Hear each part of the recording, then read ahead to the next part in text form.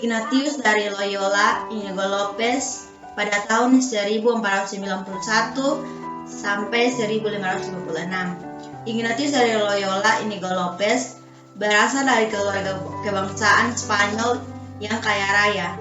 Lahir sekitaran tahun 1491. Menjadi tentara Spanyol, ia sangat mencintai negaranya serta gerejanya.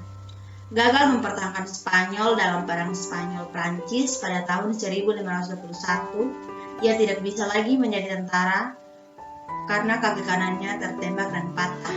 Ketika sakit, ia membaca tentang riwayat hidup Yesus, karangan Ludolfus dan Flos Storun yang memuat kisah orang kudus, sehingga ia bertobat dan bertekad untuk menjadi prajurit Kristus. Ia mengaku dosanya dan bertapa di Manresa, Spanyol selama 1 tahun. Ia bersumpah untuk menjadi prajurit Kristus dan menggantikan pakaian kebangsaannya dengan pakaian pengemis pada tahun 1513. Pergi ke Roma Suci untuk mentobatkan orang-orang Islam. Ia ditolak untuk tinggal di Yerusalem oleh biarawan Fransiska dan Maret 1524 ia tiba kembali di Barcelona, Spanyol. Mau menjadi imam, belajar bahasa Latin selama 2 tahun di Barcelona. Tahun 1516 belajar di filsafat di Universitas Alcalá dan Universitas Salamanca, dan teologi di Universitas Paris. Pada tahun 1534 studi magister teologinya selesai. Pada tahun 15 Agustus 1535 ia bersama-sama dengan Franciscus Savarius dan Bertus Claver bersumpah untuk hidup dalam kemiskinan dan kesucian.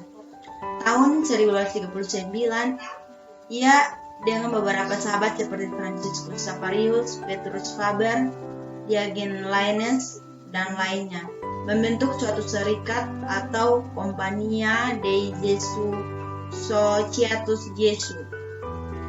Ignatius meninggal 31 Juli 1556 dan diangkat menjadi orang kudus oleh Paus Gregorius pada tahun 1622 dan Paus Plus mengangkatnya sebagai Bapa Pola Spiritual pada tahun 1922.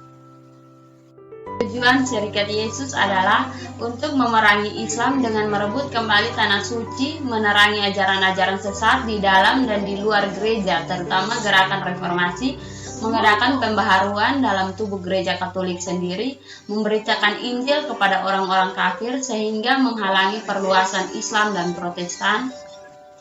Anggota Jesuit dididik dalam pendidikan teologi yang tinggi dan ilmu-ilmu lainnya. Mereka yang ahli hukum, ekonomi, matematika, astrolog, dan sebagainya. Anggota Yesuit harus hidup dalam 3 prinsip, yaitu kemiskinan, kesucian atau selibat, dan ketaatan. Ketaatan adalah sama dengan ketaatan kepada Kristus. Anggota Jesuit sangat menekankan pembentukan spiritual, yaitu spiritual information. Jesuit mempunyai perhatian yang sangat besar dalam bidang pendidikan, mulai dari SMP, SMA hingga perguruan tinggi. Semua yang dikerjakan oleh Jesuit adalah demi kemuliaan Allah. Ketika Loyola meninggal pada tahun 1556, misionaris Jesuit sudah ada di Jepang, Brasil, Cina, Hindia, Afrika, Jepang, bahkan Indonesia. Metode perkebaran Injil Jesuit adalah mengadakan pendekatan dengan istana dan menyesuaikan diri dengan adat istiadat. Pandangan tentang pendidikan. Pendidikan adalah suatu pembelajaran, pengetahuan, keterampilan, dan sekelompok orang-orang yang diturunkan dari satu generasi selanjutnya.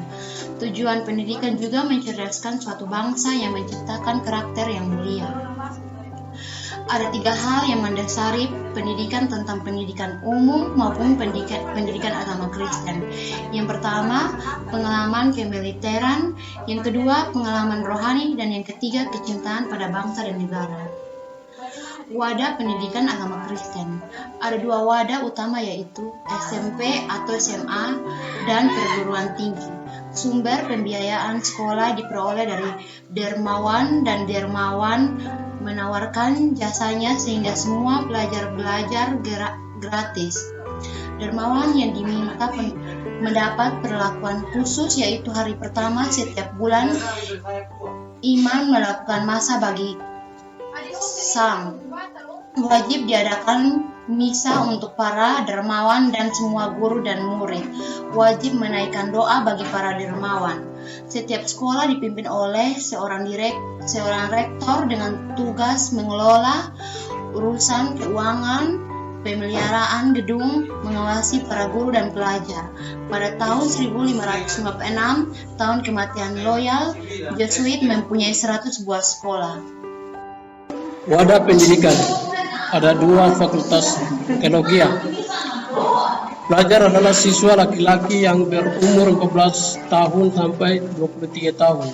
Pelajar dibagi dalam kelompok, yaitu para siklusik, yaitu mereka akan menjadi anggota. Yesus dan siswa ekstestim, yaitu mereka yang tidak menjadi anggota Yesus.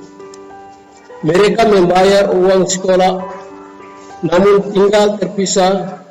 Hukumnya sama saja dengan sekolah pada umumnya di Eropa. Mereka mempelajari bahasa Latin, ilmu umum, dan latihan-latihan rohani. Sebenarnya yaitu terpenting adalah latihan rohani dan mengetaati perintah atasan dalam suasana gerakan reformasi.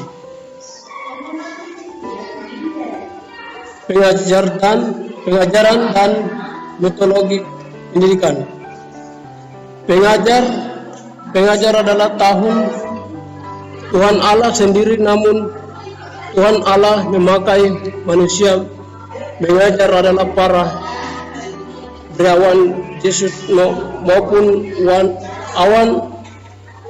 awal diterima dengan persyaratan yaitu sangat kasar. Metode adalah ceramah pelajaran berkelompok, diskusi, perlombaan, dan pembinaan dan rohani. Metode ini mengikuti petunjuk yang ditulis oleh Loyal dalam keterangan latihan rohani. Terima kasih.